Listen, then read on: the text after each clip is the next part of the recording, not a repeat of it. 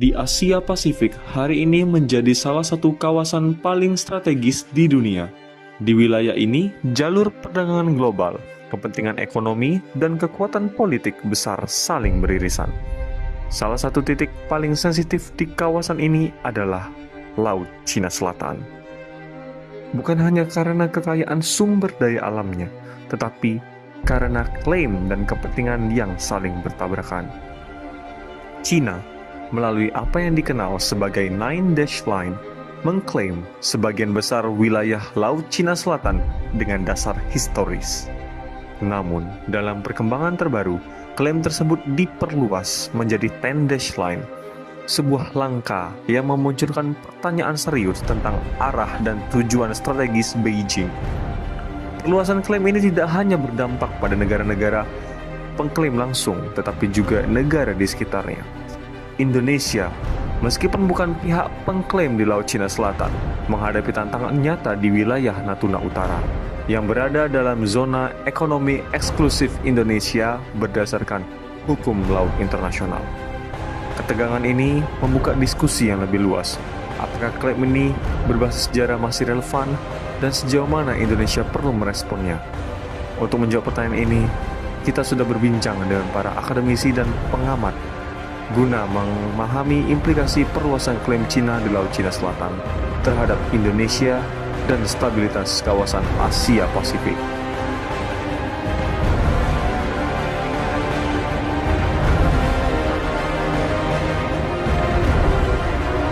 Baik, selamat sore kepada Bapak Ahmad Mujadid. Terima kasih banyak Bapak karena sudah meluangkan waktunya untuk kita wawancarai.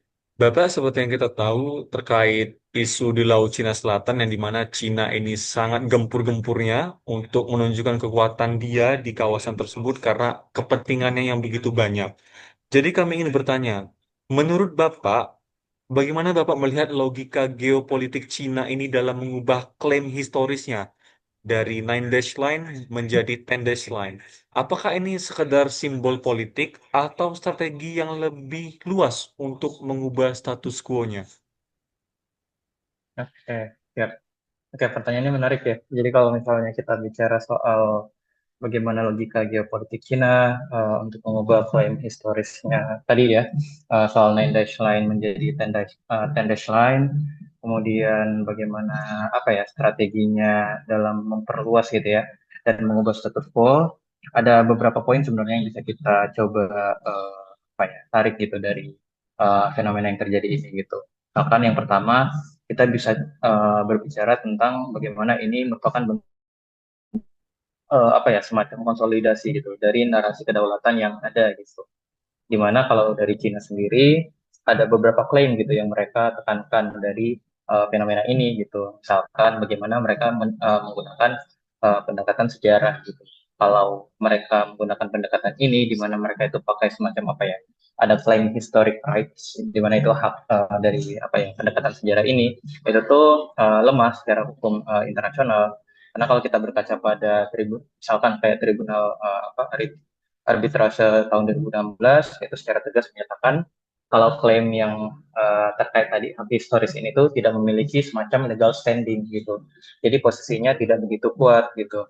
Nah, dengan menambah garis gitu ya yang tadinya 9 dash line jadi 10 dash line ya apa 10 dash line itu tuh apa ya harapannya kan agar kemudian ini bisa memasukkan apa ya Taiwan gitu ya Taiwan itu tuh bisa masuk secara lebih eksplisit gitu sehingga Cina itu tuh mampu untuk menggeser apa ya narasi dari misalkan tadi sekedar hak historis gitu ya ke ada klaim kedaulatan gitu jadi yang tadi posisi apa legal standingnya tadi itu masih lemah gitu ya itu tuh menjadi lebih kuat gitu baik dari wilayah daratnya gitu ya pulau-pulaunya maupun sampai ke wilayah perairannya gitu sekitarnya. Nah, jadi ini kan bisa apa ya macam ngeframing ulang gitu bagaimana posisi China untuk memperkuat legitimasi politiknya di dalam negeri dan luar negeri juga kayak gitu. Terus tadi bicara soal apa ya mengubah status quo gitu ya. Sebenarnya ada semacam pendekatan yang mereka lakukan gitu, di mana kalau dari China sendiri itu tuh kita melihatnya bahwa apa ya ada taktik yang disebut sebagai gray zone gitu, Dimana kalau dari taktik gray zone itu nanti teman-teman bisa coba pelajari lebih jauh lagi. Itu tuh ada semacam apa ya, ada patroli yang dilakukan gitu di wilayah perairan gitu ya, terkait penempatan kapal, juga bagaimana mereka bisa memetakan wilayahnya gitu ya. Itu kan merupakan usaha atau effort dari China untuk bisa melakukan klaim, dan tidak sekedar klaim dari mereka saja gitu ya, tapi dari negara lain juga bisa melihat klaim itu tuh sebagai sesuatu yang normal gitu. Jadi bukan hanya pengakuan dari mereka sendiri gitu, tapi negara lain pun juga bisa mengakui itu kayak gitu. Nah, terus yang terakhir mungkin di mana China itu kan punya ambisi yang besar gitu ya dari fenomena ini gitu. Nah, itu bagian dari ambisi itu gitu, dari ambisi kekuatan besar itu gitu. Karena mereka ingin punya apa ya, semacam pengaruh yang lebih besar, sehingga mereka punya peranan yang sangat kuat dalam menentukan aturan mainnya gitu di kawasan gitu ya. Namanya negara besar ingin menguasai suatu wilayah, pasti tidak lain dan tidak bukan tujuannya untuk bisa menjadi penguasa secara penuh gitu. Jadi termasuk bagaimana aturan-aturan yang berlaku di wilayah tersebut pun juga bisa apa ya, mereka tuh punya andil yang krusial gitu di dalamnya. Jadi ya ini langkah strategis saja sih, bukan sekedar simbol aja, tapi ada yang jauh dari itu. Gitu. Oke, baik. Terima kasih, Bapak. Baik, Bapak, terima kasih atas jawabannya tadi. Untuk pertanyaan selanjutnya, saya izin ambil alih, Bapak ya. Mengingat ini adalah sebuah fenomena yang masif ya, kalau misalnya kita bilang. Dan bahkan secara geografis, Indonesia itu bisa jadi sangat memungkinkan untuk menerima dampak dari fenomena ini. Menurut Bapak, apa resiko strategis yang dapat dihadapi oleh Indonesia jika klaim ini terus dipromosikan secara agresif, terutama terkait keamanan maritim dan hak eksploitasi sumber daya di Natuna? Oke, Terima kasih. kalau kita bicara, ya, oke, terima kasih pertanyaan. Oke, kalau bicara tentang risiko bagi Indonesia tentu pasti cukup besar ya, apalagi tadi spesifik di Natunanya gitu ya. Ini kan pasti merupakan wilayah yang cukup terpengaruh gitu dari adanya fenomena ini gitu. Nah, kalau bicara tentang standing point dari Indonesia sendiri dan risiko yang dihadapi, tentu ada beberapa hal yang bisa kita diskusikan gitu. Misalkan kita bicara tentang kedaulatan sama hak apa ya, ya hak berdaulat itu gitu. Tentu ini menjadi terancam gitu ya, karena kita berbicara tentang wilayah, kita berbicara tentang bagaimana pengaruh kekuasaan suatu negara di wilayah lain kayak gitu ya. Jadi tentu kalau kita berbicara tentang kedaulatan dan hak untuk berdaulat itu sendiri itu pasti terancam gitu. Nah, kita juga bisa bicara tentang bagaimana resiko ekonomi gitu. Bagaimana apa ya, perikanan kita, kemudian energi kita gitu ya. Jadi itu tentu terancam, dan juga masalah keamanan maritim gitu ya. Ini semua merupakan aspek-aspek penting. Nah, tadi kita coba ulas satu persatu ya. Kalau kita bicara tentang hak berdaulat dan bagaimana kedaulatan kita yang terancam tadi, kita pasti akan merujuk pada seberapa jauh sebenarnya ZEE kita gitu ya. Teman-teman pasti sudah belajar juga gitu ya. Bagaimana dari ZEE Indonesia di Natuna itu kan itu bisa dipersepsikan sebagai apa ya, wilayah sengketa gitu. Nah, kalau di wilayah sengketa ini tuh apa ya, China semakin memperluas pengaruhnya, mereka terus masuk ke dalamnya gitu ya. Ini tentu merupakan sesuatu yang cukup harus diwaspadai gitu, karena secara hukum internasional Indonesia kan punya hak penuh atas wilayah tersebut gitu. Nah, dikhawatirkan apabila pengaruh dan apa ya, intervensi dari China itu terus-menerus masuk ke dalamnya gitu ya, itu dikhawatirkan ini menjadi sesuatu yang cukup serius dan perlu apa ya, langkah yang tepat gitu bagi pemerintah Indonesia agar apa ya, kepentingan itu tuh tidak menerus apa ya, mengganggu kedaulatan Indonesia secara utuh kayak gitu. Terus yang kedua masalah ekonomi tadi gitu ya, tentang energi terus perikanan gitu ya. Nah kan kalau Natuna Natuna sendiri kan itu punya apa ya, punya potensi gas yang besar gitu, dan wilayah apa ya, nelayan di perairan itu kan juga cukup luas gitu, dan wilayah perairan kita juga cukup memiliki sumber daya yang besar potensinya gitu ya. Kalau misalnya ada tekanan dari Cina gitu ya, tentu investor itu bisa apa ya, ada keraguan gitu untuk bisa melakukan proses berdagang gitu ya, dan aktivitas-aktivitas yang bisa meningkatkan produktivitas dan bahkan ke ekspor impor kita gitu kan. Nah, jadi posisi nelayan pun juga bisa semakin terancam gitu. Dan yang terakhir tadi masalah risiko keamanan maritim gitu ya. Kalau kita melihat bagaimana aktivitas yang dilakukan oleh Cina melalui kapal-kapalnya gitu ya, itu bisa mengarah pada ada memicu insiden kecil gitu ya di laut gitu. Ini tentu bisa memperburuk hubungan antar Indonesia dan China kayak gitu. Jadi ya tentu akan apa ya berdampak pada hubungan bilateral kita juga kayak gitu. Apalagi Indonesia dan China juga punya banyak proyek besar gitu ya. Dan ini tentu bisa menjadi sesuatu yang harus di apa ya membutuhkan pendekatan yang tepat kayak gitu. Baik Ini Bapak, tuh. terima kasih atas jawabannya. Itu sebuah penjelasan yang lumayan mudah dipahami bagi saya sendiri. Terima kasih Bapak. Untuk pertanyaan selanjutnya akan diambil alih oleh rekan saya. Terima kasih Bapak. Terima kasih Gariza. Bapak izin ambil alih pertanyaan selanjutnya Bapak. Jadi sebagaimana yang kita tahu ya, Amerika sama China, AS sama China ini kan ada persaingan besar juga ya kan, great power rivalry dalam konteks rivalitas besar gitu. Jadi eh, bagaimana gitu implikasi 10 dash line ini terhadap stabilitas kawasan Asia Pasifik dalam konteks great power rivalry antara China dan AS tersebut, Bapak?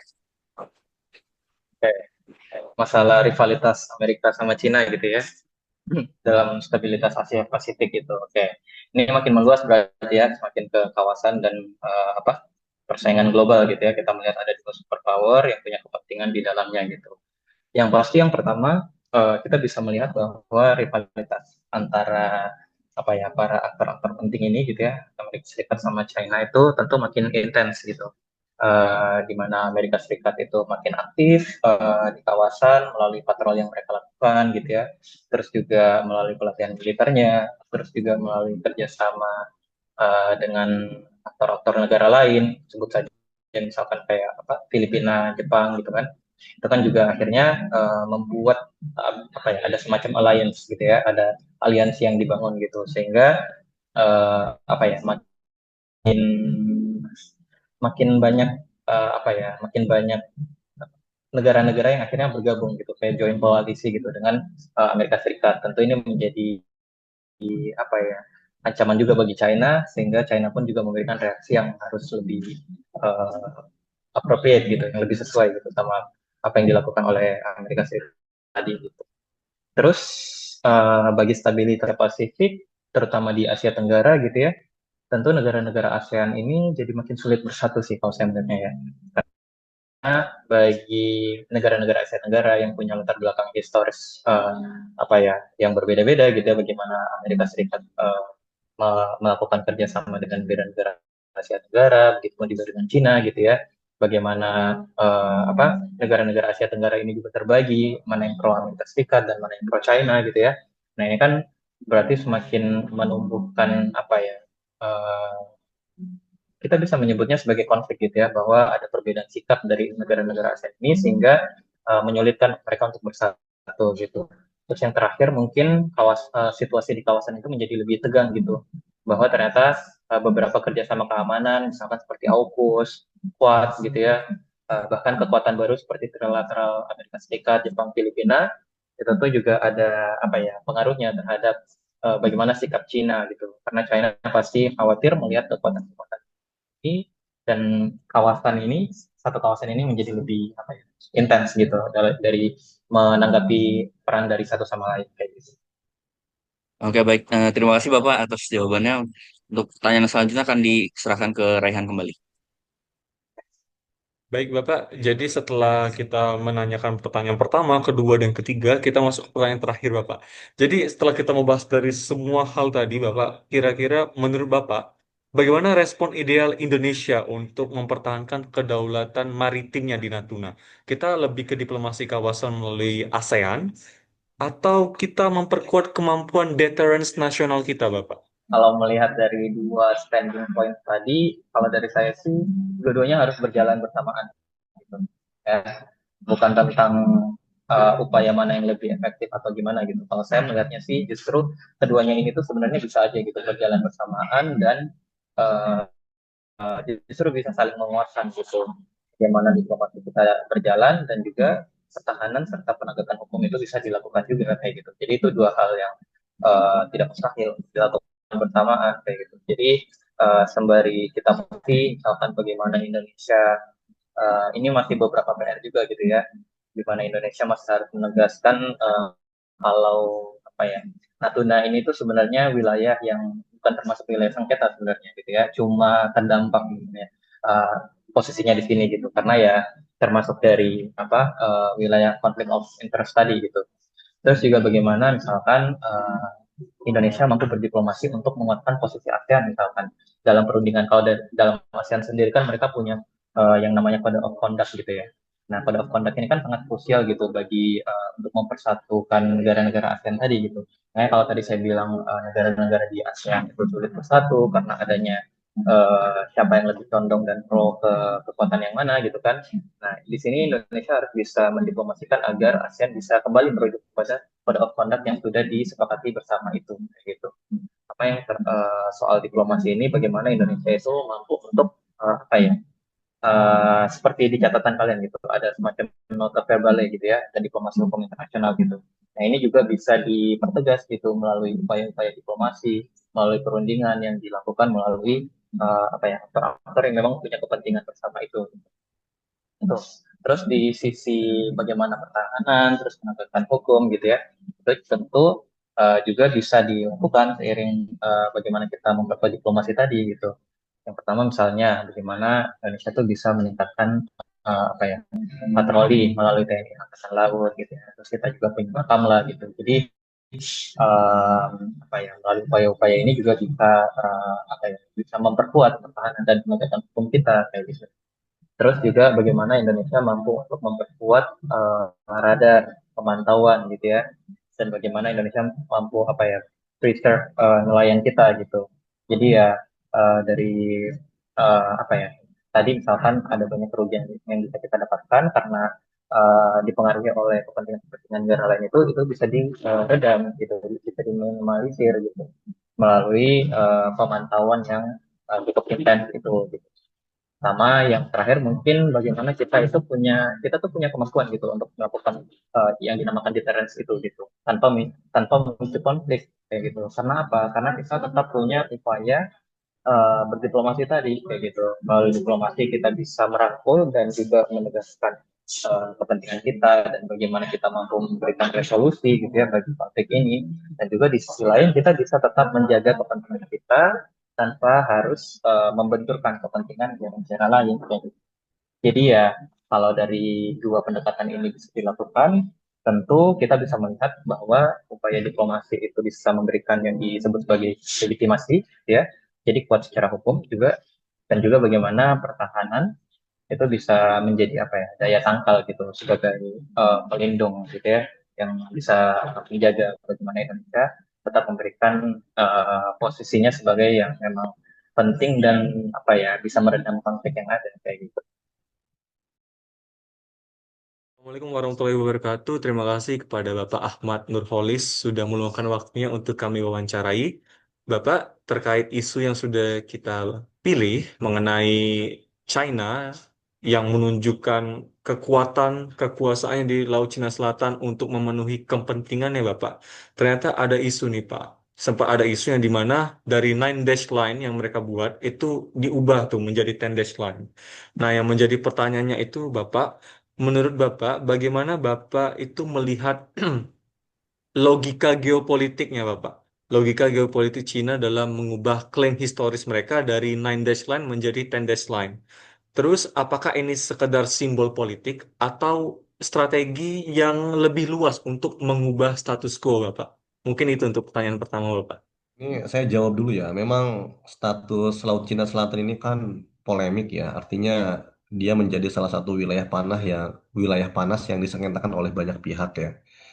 Dan soal Land Land ini sebelum kita masuk ke Tendes Land lah. Ini kan sebenarnya kan salah satu klaim yang digunakan oleh Cina ya. Karena Cina itu kan klaimnya kan klaim sejarah bahwa dia punya beberapa wilayah di Laut Cina Selatan itu kan pakai klaim Nine Dash Land tadi.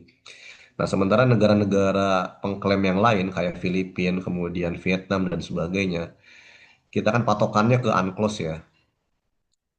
bahwa apa namanya laut itu di 200 kilometer setelah itu 100-200 mil dan sebagainya itu kita masih punya hak di sana. Sementara itu kan yang membedakan antara Cina dan negara-negara pengklaim yang lain. Nah, kemudian ini kan nggak bakal bisa diselesaikan ya, karena patokannya aja beda gitu. Kita patokannya ke UNCLOS misalkan, sementara Cina patokannya ke Nine Dash Line. Apalagi sekarang Nine Dash Line ini ya kata Rihan tadi kan diperpanjang menjadi Ten Dash Line ya.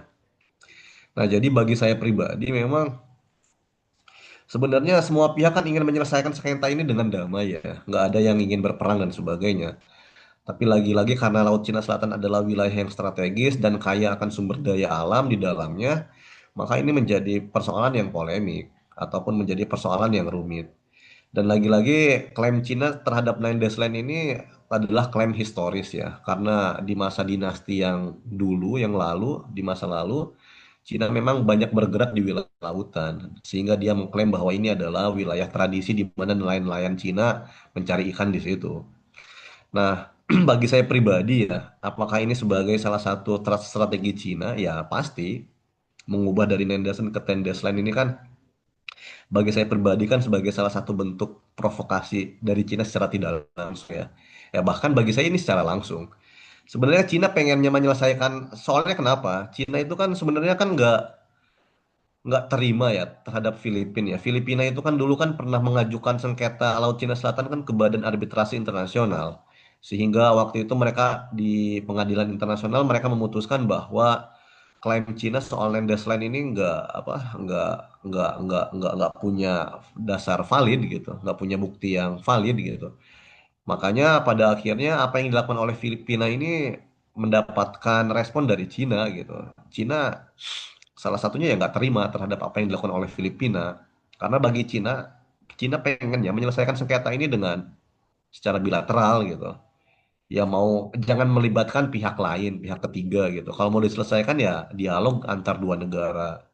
Udah sih itu aja ya. Terima kasih Bapak atas jawabannya Bapak. Nah, kami juga ada pertanyaan lanjutan Bapak yang akan disampaikan oleh rekan saya yaitu Muhammad Gariza. Kepada Gariza, disilakan Gariza. Saya izin untuk ambil alih Pak ya untuk pertanyaan selanjutnya. Jadi pertanyaannya itu mungkin kita semua menyepakati bahwa ini adalah sebuah fenomena dalam skala masif dan bisa kita lihat secara geografis Indonesia itu likely untuk terkena dampak dari fenomena ini. Nah, yang jadi pertanyaannya adalah menurut Bapak apa resiko strategis yang dapat dihadapi Indonesia jika klaim ini terus dipromosikan secara agresif, terutama terkait keamanan maritim dan hak eksploitasi sumber daya di Natuna? Kan sebenarnya kan wilayah ini memang salah satu wilayah yang problematik khususnya ke Indonesia juga ya. Mau nggak mau Indonesia terpengaruh atas wilayah sengketa ini. Meskipun dalam tanda kutip ya Indonesia bukan salah satu negara claimant ataupun salah satu negara yang mengklaim bahwa dia punya apa namanya punya hak di Laut Cina Selatan. Tapi memang lagi-lagi ada satu wilayah Indonesia yang tadi Natuna itu yang dekat dengan salah satu klaim dari Laut Cina Selatan. Nah, otomatis dampaknya sangat krusial ya bagi Indonesia ya. Mau nggak mau ketika Cina memperpanjang Nine Dash Line yang tadi menjadi Ten Dash Line ataupun apapun itu, selama klaim soal Laut Cina Selatan ini masih belum terselesaikan secara damai antar beberapa pihak yang mengklaim, otomatis Indonesia akan kena imbasnya juga.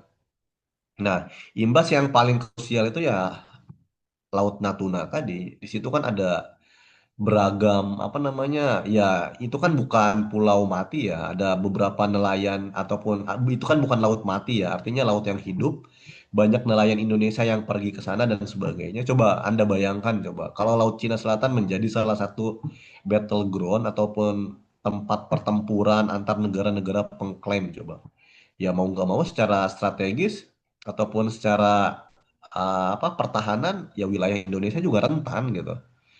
Makanya, dalam beberapa kesempatan, ketika Laut Cina Selatan ini masih belum selesai klaimnya, siapa yang berhak atas apa, maka pada akhirnya banyak beberapa nelayan yang dari beberapa negara memasuki wilayah teritori kedaulatan Indonesia.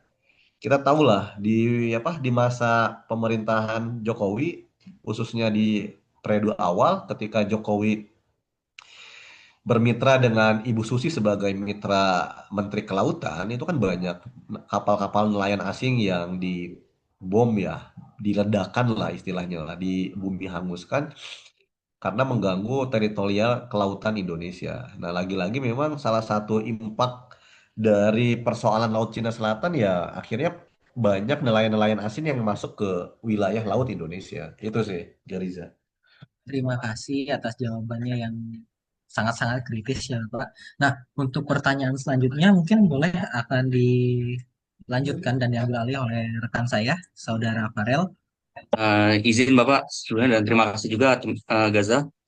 Jadi Pak, perubahan Tendes Line ini kan bukan cuma soal garis baru di peta nih, tapi juga bikin banyak pihak waspada karena bisa ngaruh ke batas laut yang selama ini diperebutkan itu, Pak. Terus di saat yang sama juga persaingan antara Amerika Serikat dan China ini juga makin kencang. Jadi penting gitu gimana buat ngelihat langkah China ini bisa menggoyang stabilitas keamanan di Asia Pasifik.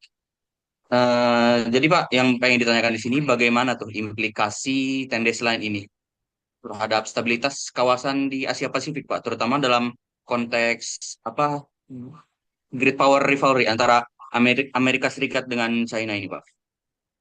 Oke, kita jangan jauh-jauh ngomongin Tendesland ya. Ini sebenarnya persoalan di Laut Cina Selatan itu kompleks ya. Kita ngomong Tendesland aja udah kompleks gitu, apalagi ngomongin Tendesland gitu. Jadi intinya teman-teman, Laut Cina Selatan itu kan sebagai salah satu wilayah perebutan, bukan hanya antar Cina dan negara-negara yang ada di sekitar yang memperebutkan pulau-pulau kecil, bahkan karang.